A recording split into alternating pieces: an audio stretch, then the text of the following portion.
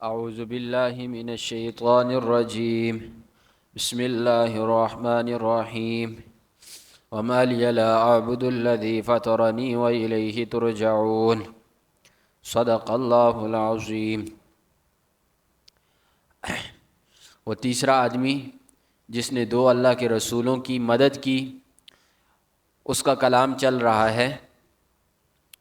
وہ دوڑتا ہوا آیا شہر سے اور آ کر کہنے لگا کہ دیکھو رسولوں کی پیروی کرو۔ کیوں؟ وجہ اس نے بتا دی۔ پہلی وجہ یہ ہے رسول خود ہدایت کے اوپر ہیں۔ پہلے عرض کیا تھا کہ رسول کی نہ روحانی زندگی کے اندر کوئی عیب ہوتا ہے، کوئی کمی ہوتی ہے، اور نہ ہی رسول کی جو نظر آنے والی زندگی ہے، دنیاوی معاملات جسے کہتے ہیں، نہ اس کے اندر کوئی عیب اور کمی ہوتی ہے۔ محمد رسول اللہ صلی اللہ علیہ وسلم کی زندگی کو اٹھا کر دیکھیں، مکہ کی جو زندگی تھی، یعنی نبوت سے پہلے پیغمبر علیہ الصلاۃ والسلام کو لوگ کیا سمجھتے تھے؟ نمونہ سمجھتے تھے۔ کسی بوڑھی عورت، کسی بچے یا کسی بوڑھے جوان، کسی نے کوئی امانت رکھنی ہوتی، ہر ایک کی کوشش یہ ہوتی کہ محمد کے پاس رکھی جائے۔ وجہ کیا تھی؟ کہ صفائی تھی، روحانی زندگی کے اندر بھی اور دنیاوی معاملات کے اندر بھی۔ محمد رسول اللہ صلی اللہ علیہ وسلم پر ہر طرح کا الزام لگتا ہوا آپ دیکھیں گے، یعنی جس قسم کا الزام وہ مکہ والے لگا سکتے تھے انہوں نے لگایا، لیکن آپ کو یہ کہیں پر ملے گا نہیں کہ انہوں نے محمد رسول اللہ صلی اللہ علیہ وسلم کے بارے میں یہ کہا ہو کہ یہ خیانت کرتا ہے۔ نہ، کیوں؟ یہ کہہ ہی نہیں سکتے تھے۔ ابو سفیان رضی اللہ تعالی عنہ، یہ پہلے تو مشرک تھے نا، کافروں کے بہت بڑے کمانڈر ہوا کرتے تھے۔ تو ان کو جب نجاشی نے دربار کے اندر بلایا، یہ گئے تھے نا نجاشی سے کہنے کہ محمد کے کچھ ساتھی ادھر آئے ہوئے ہیں ہم سے بغاوت کر کے، آپ انہیں ہمارے حوالے کرو۔ تو نجاشی بہت عادل حکمران تھا، اس نے پہلے کہا صحابہ سے کہ تم اپنی بات کرو۔ صحابہ نے کہا یہ ظلم و ستم ہم پر ہوئے، ہم اس لیے وہاں سے بھاگ کر ادھر آئے ہیں، آپ سے پناہ چاہتے ہیں۔ پھر نجاشی نے کہا اچھا کوئی مکہ والا سردار وغیرہ لے کر آؤ نا ذرا، میں اس سے بھی بات چیت کروں۔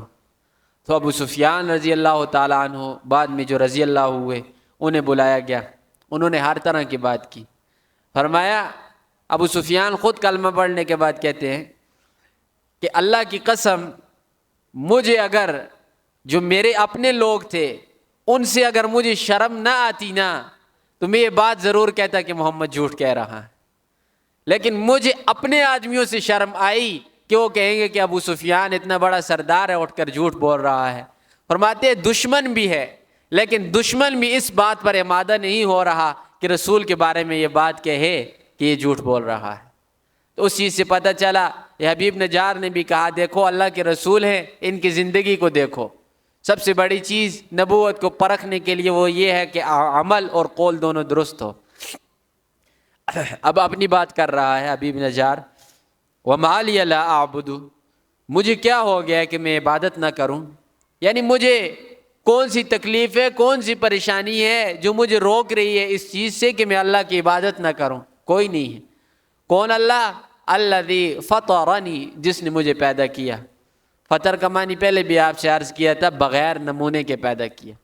جس اللہ نے پہلے میرا کوئی نمونہ نہیں دیکھا، بغیر نمونہ دیکھے مجھے اس نے پیدا کیا، میں اس اللہ کی عبادت کیوں نہ کروں؟ ایک وجہ تو یہ ہے کہ فطرت ہے۔ پہلے بھی میں نے آپ سے عرض کیا تھا، حدیث مبارکہ بیان کی تھی، کل مولود یولد علی فطرہ فابواہ یہودانہ او ینصرانہ او یمجسانہ، ہر ایک بچہ جو پیدا ہوتا ہے وہ کس چیز پر پیدا ہوتا ہے؟ فطرت سلیمہ کے اوپر۔ یعنی اس بچے کے دل کے اندر اللہ نے اتنی صلاحیت رکھی ہوتی ہے کہ وہ دین حق کو قبول کرے، اللہ پر ایمان لائے، اللہ کے رسول پر ایمان لائے، کتاب پر ایمان لائے۔ یہ چیزیں اللہ نے کافروں کے بچوں کے دلوں کے اندر بھی رکھی ہوتی ہے۔ آپ پیغمبر علیہ السلام نے فرمایا جب اللہ نے رکھی ہوتی ہے یہ لوگ ایمان کیوں نہیں لاتے؟ پیغمبر علیہ السلام نے جواب دیا فَأَبَوَاهُ يُهَوِّدَانِ، ان کے والدین، ان کا ماحول انہیں یہودی بنا دیتا ہے، نصرانی بنا دیتا ہے یا مجوسی بنا دیتا ہے. لیکن فطرت جو ہے نا، فطرت یہی ہے کہ انسان اللہ کے اوپر ایمان لائے. آج یہ جو کافر ہیں نا، انہوں نے فطرت کو چھوڑا ہوا ہے، فطرت سے ہٹے ہوئے ہیں. پہلی چیز انہوں نے چھوڑی نا فطرت.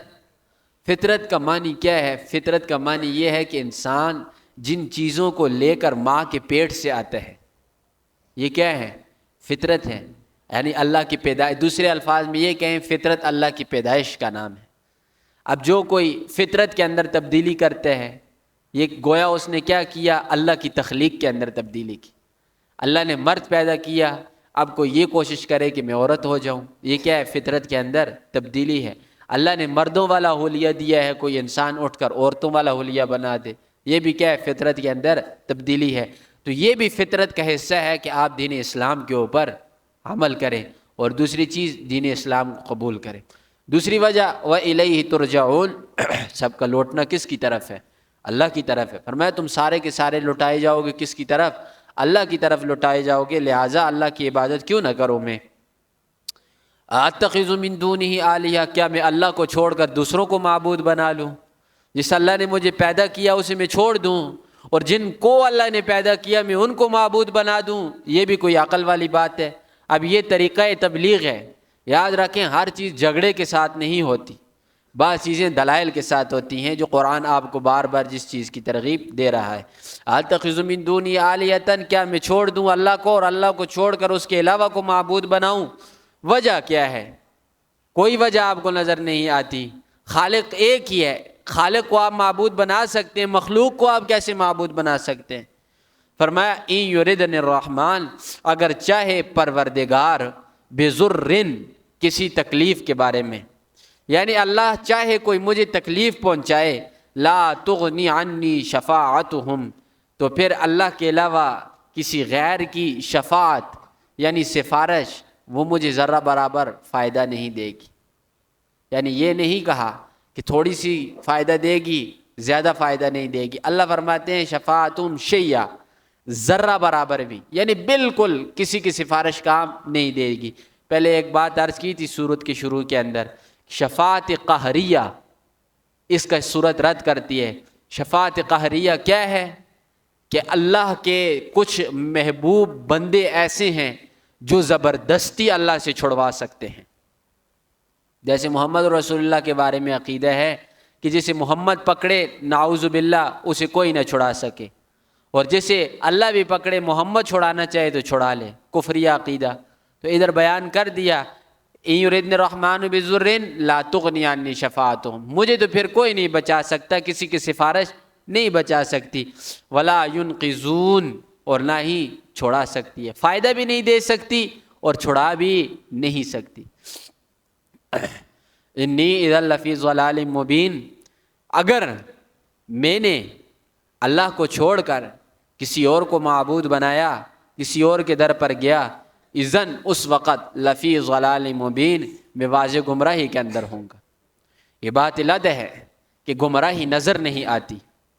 پیچھے کیا پڑھا تھا؟ کل حزب بما لدیہم فرحون، جو کچھ جس گروہ کے پاس ہے نا وہ اس کے اوپر خوش ہے. کوئی بھی اپنے آپ کو گمراہ نہیں کہتا. کبھی ہندوؤں کو آپ نے کہتا ہوا سنا ہے کہ ہم گمراہ ہیں؟ ہندو بتوں کی پوجا کرتے ہیں، بتوں کی عبادت کرتے ہیں، اور اسی طریقے سے قبر پرستی ہوتی ہے. کبھی آپ نے کسی کو سنا ہے کہ اس نے کہا ہو کہ میں کیا ہوں؟ گمراہ ہوں. پہلے بھی عرض کیا تھا دین حق دنیا کے اندر ایک ہی ہے نا، حق ہمیشہ ایک ہی رہتا ہے.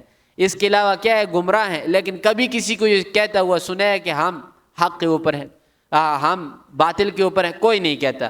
لیکن ادھر کہا انی اذا لفی ضلال مبین، اللہ کو چھوڑوں گا نا، اللہ کے غیر تلاش کروں گا، اس وقت میں کیا ہوں گا؟ واضح گمراہی میں ہوں گا.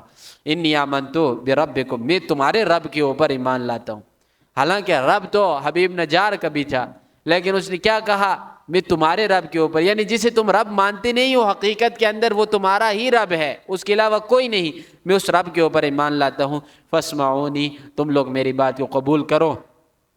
کوئی اللہ کا نبی ہو یا اللہ کی دین کا داعی کوئی بھی ہو، اس کی چاہت یہی ہوتی ہے کہ لوگ اللہ کی بات ماننے والے ہو جائیں. تو تو اس نے بھی کہا بربکم فاسمعونی، میری بات تم لوگ مان لو۔ اب کیا ہوا؟ جو روایات شاہد ہیں، روایات کے اندر یہ بات آئی ہے کہ حبیب نجار کو قتل کر دیا۔ بات اس نے کی، یہ والا کلام کیا، کلام کرنے کے بعد یاد رکھیں جب بھی باطل لوگوں کے پاس آگے سے کوئی دلیل نہ ہو وہ کیا کر دیتے ہیں، راستے سے ہی ہٹا دیتے ہیں۔ حبیب نجار کو قتل کیا، تو روایات میں آتا ہے قتل کرنے کے بعد اس کی لاش کو سامنے رکھا، پھر ادھر سے لڑکا اچھلتا تو وہی زخمی انسان کے پیٹ کے اوپر لات مارتا، لات مار کر وہ آگے نکلتا۔ یہ دین آسانی سے نہیں آیا ہے، یاد رکھیں دین کے اندر مشکلات ہیں کہ پیٹ پھاڑا ہوا ہے، اور پھر یہاں تک روایت کے اندر آتا ہے کہ جب اس کے پیٹ کے اوپر مزید لاتیں ماری گئی تو ساری آنتیں جو پیٹ کے اندر تھی، پیٹ کے اندر جو جو چیزیں تھیں وہ ساری باہر آ گئی۔ جیسے ہی ادھر سے انہوں نے اس کے ساتھ یہ معاملہ کیا تو ادھر سے اللہ نے اسے جنت میں داخل کر دیا۔ اب یہ روایتوں کی بات نہیں ہو رہی، یہ قرآن کی بات ہے۔ آگے قرآن کا ترجمہ کریں گے، قیل ادخل الجنہ، کہا گیا کہ داخل ہو جاؤ جنت کے اندر۔ پہلے بھی عرض کیا تھا من مات فقد قامت قیامتہ، مرا نہ انسان نہ، قیامت شروع ہو گئی ہے۔ پھر لمبی وہ قیامت اکبر یعنی جسے بڑی قیامت کہا جاتا ہے اس کا انتظار کرنے کی ضرورت نہیں، قیامت صغری شروع ہو گئی ہے۔ حساب و کتاب آپ کا شروع، علیین یا سجین آپ کے لیے لکھ دی گئی ہے۔ تو ادھر جب شہید کیا، شہید کرنے کے بعد آگے فرشتے کھڑے تھے استقبال کے لیے، فرشتوں نے کہا قیل ادخل الجنہ، داخل ہو جاؤ جنت کے اندر، اب یہ تمہاری جنت انعام ہے۔ اب اس جگہ کے اوپر جا کر، جس جگہ یعنی موت ہوگی، دنیا سے رابطہ ختم ہو گیا، اب بھی وہ اللہ کا بندہ کیا کہہ رہا ہے؟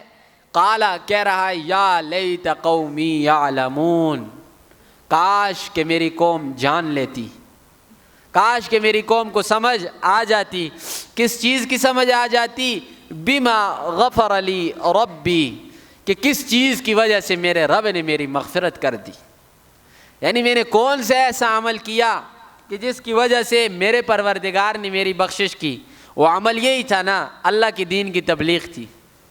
اگر آپ کما حق ہو، جیسے کہ حق ہے، اللہ کے دین کی تبلیغ کر رہے ہیں، یاد رکھ لیں روئے زمین کے اندر سب سے بہترین انسان یہی ہے جو اللہ کے دین کی تبلیغ کر رہا ہے لیکن حق ادا کرنے کے ساتھ۔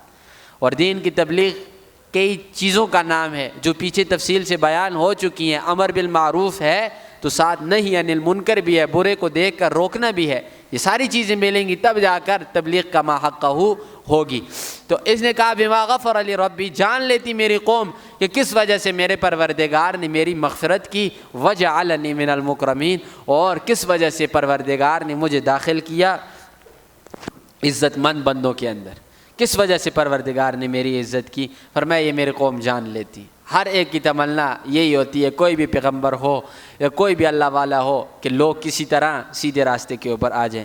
حالانکہ ہم میں سے اگر کوئی ہوتا تو وہ ادھر جا کر یہ بات کہہ سکتا تھا، ادھر اسے قتل کیا ہے نا، قتل کرنے کے بعد ادھر جا کر یہ کہہ سکتا تھا نا اللہ انہیں پیچھے تباہ کرنا، اللہ انہیں غرق کر دے، اللہ انہوں نے میرے ساتھ کیا کیا ہے، کہہ سکتا تھا۔ لیکن ادھر جا کر کہہ رہا ہے اللہ تو انہیں سمجھا دے، کاش وہ میری بات کو سمجھ لیتے، وہ میری بات کے اوپر عمل کر لیتے۔ اللہ سے دعا ہے